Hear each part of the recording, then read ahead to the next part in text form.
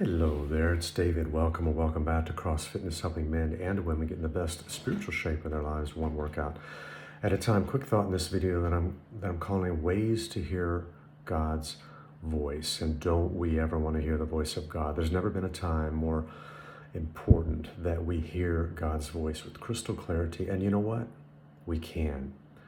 You know, Jesus said, "My sheep know my voice, and a stranger they will not follow." And we need to have mechanisms in place to filter out the voice of the devil, the demons in the world. We want to put those filters and grids on and have a framework for that. But you know, how do we hear the voice of God? You know, that's a legitimate question. And I've been listening to a teaching series by Robert Morris from his book, Frequency, Tuning into the Voice of God. And in the podcast today, he was talking about some different ways that we can hear God's voice. I thought it was interesting, and I would convey that to you and credit him for this. But you know, circumstances are one of the ways that God speaks to us. You know, whether to turn to the left or the right, sometimes it's a circumstantial situation, right? Okay. Another one is peace. We hear God's voice by feeling that inner witness, that peace. You know, if we feel, you know, a flag coming in our spirits, that's probably not God's voice is telling us, don't do that, don't go that direction. You know, turn a different way from that. Another one is people.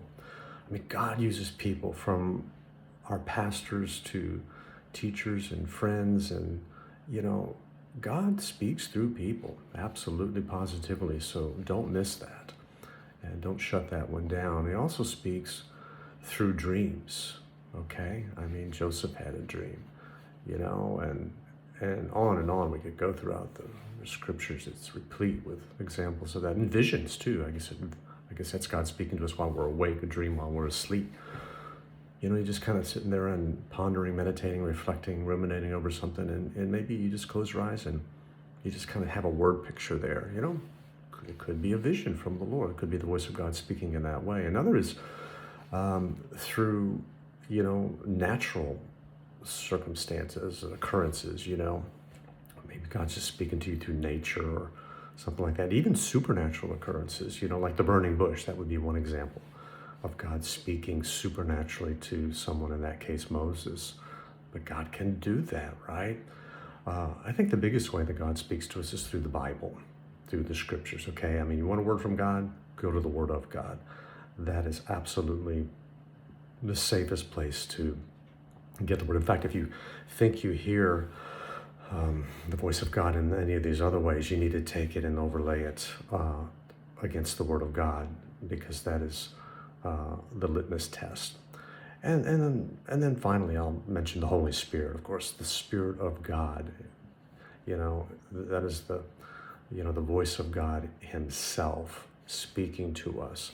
That, you know, sometimes He speaks in a whisper. Remember the prophet Elijah. You know, He spoke to him in a still, small voice. So, you know, the big idea is that God has a variety of ways in which He can speak, does speak, and wants to speak to you, to me, today. And so my encouragement to you is to ask God, speak to me today. You know, Eli told the little boy Samuel, he didn't know how to hear the voice of God. He said, he thought he was hearing Eli speaking, but really it was the voice of God. And he said, Eli suggested, hey, say, "Speak, Lord, for your servant is listening." And you know, that's a good way to end this video, and say, "Lord, speak, for your servants are listening today." Amen. Well, I hope that encourages you a little bit. I hope you hear the voice of God today. For now, I'm David, your virtual mentor, reminding you that I'm always for you. I'm never against you. Have a great day today. God bless.